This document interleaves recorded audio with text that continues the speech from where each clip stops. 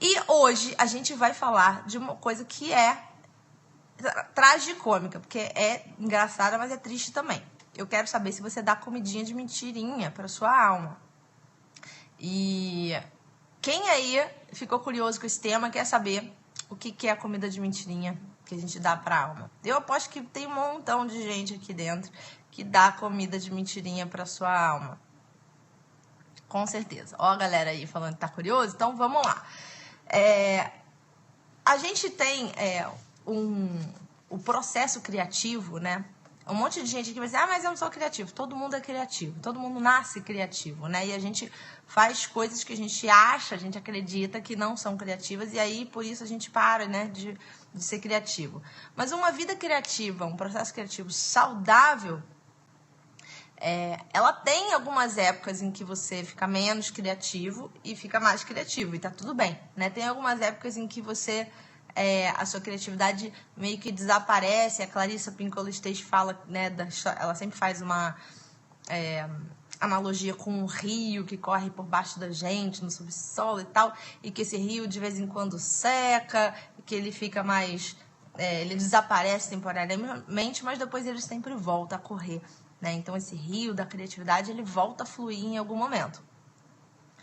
E, em compensação, uma vida criativa não saudável, que é a que a maioria das pessoas hoje vive, né, porque está estagnado pra caramba, ela tem essa estagnação, mas aí não é um ciclo, né? Ele não vai e vem, você fica nessa estagnação. E aí a gente tem essa sensação de que a nossa criatividade, essa nossa alma mais selvagem, mais instintiva, tá morrendo, né? A gente tem essa sensação de que, como diz a Clarissa, o rio tá poluído mesmo, e a gente vive uma sensação de crise espiritual.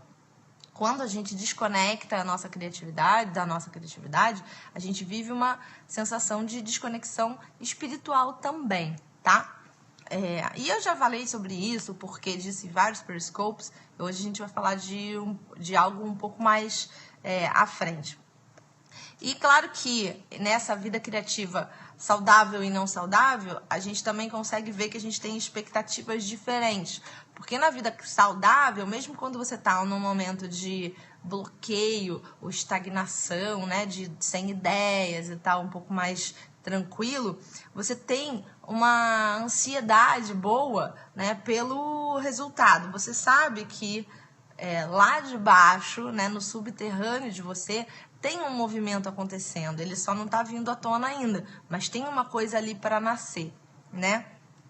Já na vida criativa não saudável, você não tem essa expectativa de que vai dar certo daqui a pouco, né? Você tem essa sensação de perda de energia e você se sente praticamente o tempo todo muito cansado também, tá? Então, se você tá com essa sensação de crise espiritual, de estar muito cansado, de estar sem energia, chances são de que a fonte desse problema é justamente uma falta de exercer a sua criatividade no seu dia a dia, uma estagnação da sua criatividade num nível que já não é mais saudável, não é aquele simplesmente, como diz o Amit Goswami, né? O dubi-dubi-du, tem hora que é de do, que é de fazer, e tem hora que é de bi, que é só de ser, né? Isso é natural, é saudável, né? Que tem horas em que... É saudável que você tenha horas de simplesmente ser, de não criar nada, que você tá só lendo livros, ou só meditando, ou caminhando na natureza, que você tá só absorvendo, para depois processar e aí sim fazer, criar, colocar coisas no mundo, se expressar, né? E isso é normal e é tudo bem. Agora, se você vive só no ser, e não tá fazendo nada, aí você mesmo sente que que as coisas não estão indo muito bem, que você tá muito cansado, ou que você tá muito sem energia, ou você se sente numa crise espiritual, uma crise com você mesmo, tá? Então esse é o processo de criação, né? Ele pode ser tanto saudável quanto não saudável. E no não saudável, se você está preso nesse ciclo, né, do processo de criação ou de uma vida criativa não saudável, estagnada, do rio poluído, né, nessa situação, a gente tem uma tendência a oferecer comida de mentirinha para a nossa alma e tentar ignorar essa condição do nosso espírito, essa crise espiritual que a gente está passando. E o que é isso de oferecer comida de mentirinha para a alma? Isso é uma coisa que a Clarissa Pinkola-Esteves fala, né? O que é oferecer comida de mentirinha para a alma? É você vai num semináriozinho aqui, vai num cursinho ali, faz um workshopzinho ali, lê um livrinho ali, arruma um tempinho para ler um livro, arruma um tempinho para fazer uma coisinha dessas que você gosta de fazer, seja lá escrever, pintar, bordar, cozinhar, fazer boneco, o que for, né? Então, é a comida de mentirinha para a alma. É você fazer um pouquinho daquela coisa que você quer, ou ficar indo em um montão de cursinho aqui e ali e enganando você mesmo de que você está ainda aprendendo, que você ainda precisa fazer mais um curso, ou fazer mais uma coisinha, ou aprender mais um pouquinho, para você aí sim poder ser você e começar a criar e expressar, né, quem você é no mundo por meio da sua criatividade. E para você ter um equilíbrio entre a poluição, né, do rio que não está saudável, né, da vida criativa não saudável, e a purificação, né, um ambiente criativo saudável, você precisa criar um ambiente propício para isso, né? E criar um ambiente propício para isso não tá nesse ciclo de dar comida de mentirinha para sua alma, fazendo um montão de curso, seminário, workshop e arrumando um tempinhozinho para fazer um livro, para ler um pouquinho, né? É você começar realmente a criar um ambiente em que o seu rio despolui e volta a correr, volta a fluir, mesmo que no primeiro momento você não esteja criando nada especificamente ou nada especial, tá? Mas nesse primeiro momento você está alimentando, né, o seu processo criativo para que depois você possa expressar isso daí, né? Olha só esse pedacinho aqui que eu anotei para vocês do livro da Clarissa Pinkola-Esteves. A criatividade deve ser um ato de nítida consciência. A gente sempre está falando aqui de consciência, né? Um ato que reflita a clareza do rio. O espírito é o homem do rio. Ele é o encarregado. É quem cuida da água e o protege. E quando ela fala disso do homem do rio, ela fala o seguinte, que em especial nós mulheres, né, a gente tem essa imagem, né, do homem do rio, né, o homem do rio, que é o homem que ela fala, ela conta uma história do rio poluído, do homem que polui o rio e tal. E na verdade você tem que transformar esse homem da história, do conto de fadas lá que ela conta, que polui o rio, num homem que realmente cuida do rio, né? No seu piscineiro do rio, né? No cara que vai lá e vai o tempo todo te ajudar a manter o rio correndo. Se tiver uma sujeira, ele tem que limpar, etc. E a Alice falou uma coisa muito boa ali, que teve que fazer um destralhe para sair da estagnação. E ontem a gente estava falando disso no Mastermind, né? Uma pessoa do Mastermind fez um grande destralhe, tirou uma foto de uma pilha grandona de roupa, botou no nosso grupo do WhatsApp. E eu li para ela um trecho, eu não vou poder ler para vocês agora porque está no meu celular. Se bem que eu acho que eu consigo aqui no WhatsApp, peraí. Deixa eu ver aqui se eu consigo no computador, porque é muito bom. É um trecho do Eckhart Tolle em que ele fala o seguinte, que a gente não consegue mudar nada na nossa vida, a gente não consegue transformar nada na nossa vida. Peraí, eu vou achar que eu prefiro ler como ele escreveu exatamente e não criar. Vamos lá. Ó, vou ler, hein? Na tela para vocês. No que diz respeito a uma transformação interna, não tem nada que você possa fazer sobre isso. Você não pode se transformar e você certamente não pode transformar o seu parceiro ou ninguém mais. Tudo que você pode fazer é criar um espaço para a transformação acontecer, para a graça e para o amor entrarem. É o Eckhart Tolle que fala isso. E eu acho muito, muito certo isso. E por isso que eu sempre falo do destralhe físico mesmo, né? De você, claro, tanto no programa Escolha Sua Vida, quanto no Detox de Dinheiro, em alguns cursos meus, e aqui no Periscope mesmo também, sempre estou falando, né, e trabalhando com vocês, o destralhe emocional também. Claro, né? Você se livrar das historinhas do passado, você se livrar das historinhas do presente, das mentirinhas que você conta para você mesmo e tudo mais.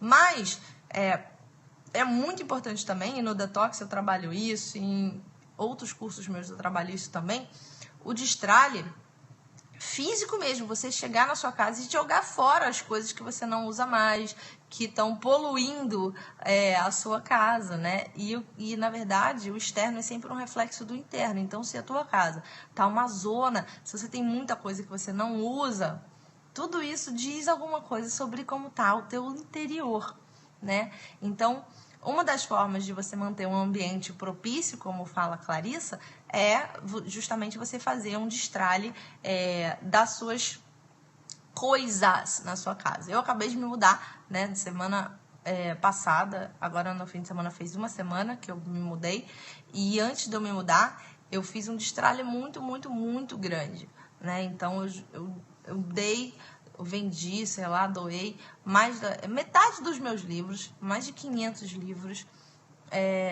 Eu doei sacolas enormes, aquelas sacolas de mais de, sei lá, 150 litros de roupas minhas, do Davi, brinquedos antigos, um montão de coisas. E isso criou um espaço vazio, né? Físico, mas cria um espaço vazio também emocional. Se você tem uma gaveta cheia de papelzinho e que você não sabe, na verdade, o que tem dentro daqueles papéis, você sabe que pode ser conta velha que você não pagou, ou carta importante que você não abriu, pode ter alguma coisa importante lá. E esse potencial, esse pode ser que tenha alguma coisa importante, fica ocupando espaço na sua memória, né? O espaço na sua cabeça. Gasta a sua preocupação.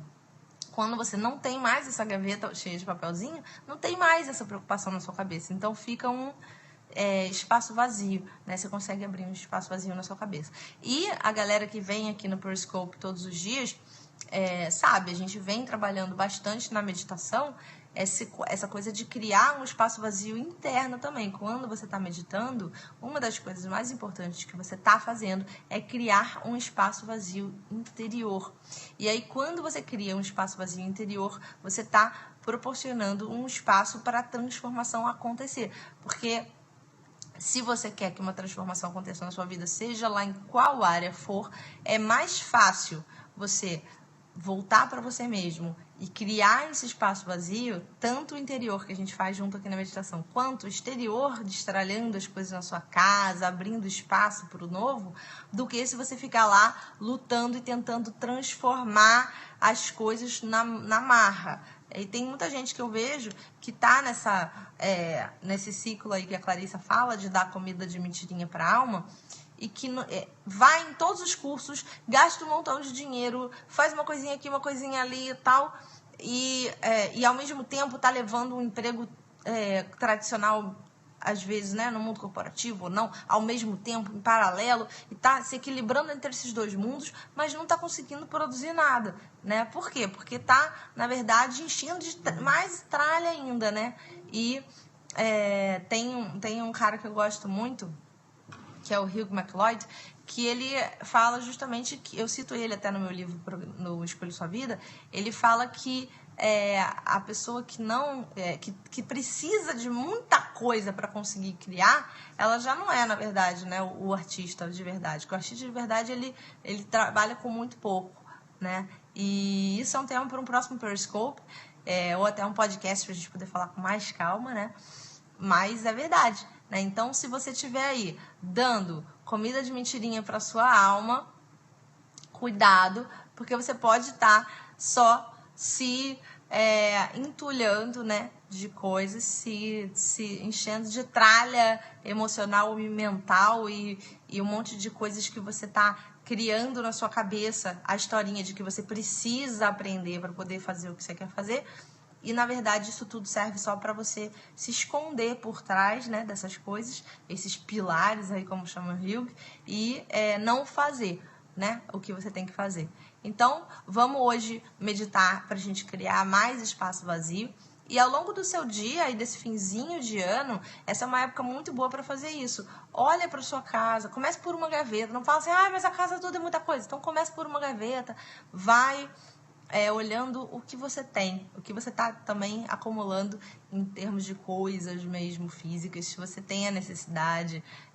Olhe os seus presentes de Natal, vê o que você realmente gostou e vai usar, e que você não gostou, passa adiante. O ato de dar o presente, a Marie Kondo fala isso, o ato da pessoa te dar o presente, ali já se completou o ciclo que tinha que acontecer. A pessoa já demonstrou para você aquela coisa legal, você recebeu aquela sensação gostosa, mas se você sabe com certeza absoluta, você não vai usar nunca na sua vida aquele troço, não guarda só porque a pessoa te deu com tanto amor, porque aí você está entulhando a sua casa, entulhando a sua vida, e isso tem um impacto no teu interior também.